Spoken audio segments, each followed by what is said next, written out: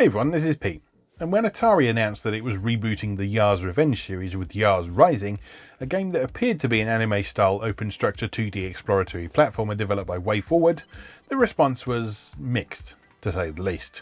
It's missing the point, some folks said, not my Yars. And to be sure, I understand this reaction. Yars Rising, at least initially, appears to be riffing on the original Yars Revenge in various ways rather than acting as an actual canonical sequel, and I completely understand why that might rub some folks up the wrong way. Hell, I wasn't sure about it when it was first announced either. But then Steam Next Fest rolled around and brought with it a playable demo for Yars Rising, and having played it, I'm very much on board with what it promises. So let's take a closer look. In Yars Rising, you take on the role of Emi Kimura, a hacker who goes by the handle Yar. By day, Emi is a corporate drone. By night, she's a hacker seeking to uncover the truth behind Kotek, a company that is clearly up to no good.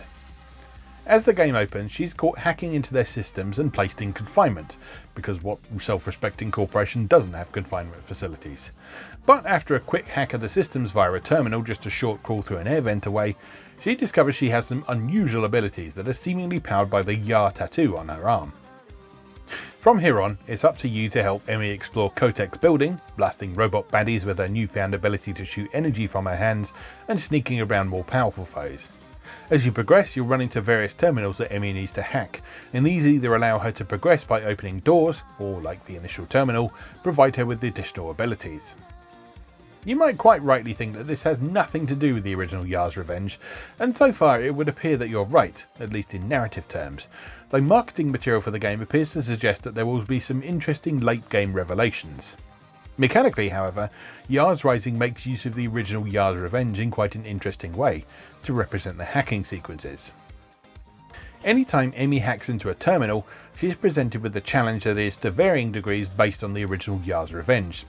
Sometimes it's exactly as the original game was, playing as the fly-like Yar blast your way through a shield and launch your Zorlon cannon at the Kotal, while at others it brings in other elements, often inspired by other classic Atari games or famous arcade titles from the period. At other times still, it places constraints on the Yar's abilities, such as requiring it to destroy a shield entirely by nibbling rather than shooting. Yars Rising's presentation is as slick as one should have come to expect from WayForward at this point.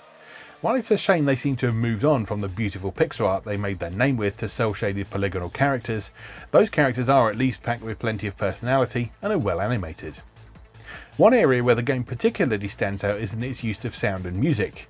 The backing music throughout the demo is all energetic modern takes on the 80s inspired synthwave style and features actual songs from artists such as Moe Shop. The voice acting is also very good indeed, with Emi's characterization in particular successfully managing to pull off a wisecracking modern heroine without descending into full-on Marvel style "well that happened" territory. I'm particularly fond of how her incidental dialogue often features callbacks to earlier, seemingly throwaway lines. For example, Emi quickly develops a mild obsession with the cleaning robots that show up as regular enemies, often commenting on how surprisingly clean her surroundings are, even when surrounded by traps and hazards. These lines are also delivered in such a way that they don't interrupt the action. They just give a nice sense of life to proceedings and help Emi feel like more than just a simple cipher for the player. The game plays nicely too, with Emi's controls being pleasingly responsive. While her animations are fluid, she immediately reacts to a control input, meaning there's no waiting around for a canned animation to finish before you can do something else. To put it another way, despite being a slickly animated polygonal model, she acts like a sprite, and you're never left feeling like you're fighting the controls or that her animations have caused you to take damage or die. Combat has a good sense of weight to it, with most enemies taking a few shots to dispatch and providing a nice sense of impact when your attacks land. The one boss battle in the demo works well in that it tasks you with making use of the new abilities that Emi has learned in the run-up to the confrontation. It's not just a simple slugfest. And the stealth sequences manage to avoid being obnoxious by being both brief and fairly forgiving. Even if Emi is spotted, if she can escape her pursuer by, say, crawling into an air vent or climbing up to a higher platform, she can just proceed on her way. Hopefully this won't change in the final game. The demo doesn't give us much indication of where the story is going to go from its initial cyberpunk setting, but as previously noted, some teasers from the promotional material suggest that it might go some interesting and weird places in its later hours. I'm intrigued enough to be well up for the full game when it releases later this year, and I'm confident that regardless of how good a Yars game it ends up being, and I suspect there's still some surprises in store in that regard, it will, at the very least, be a good WayForward game.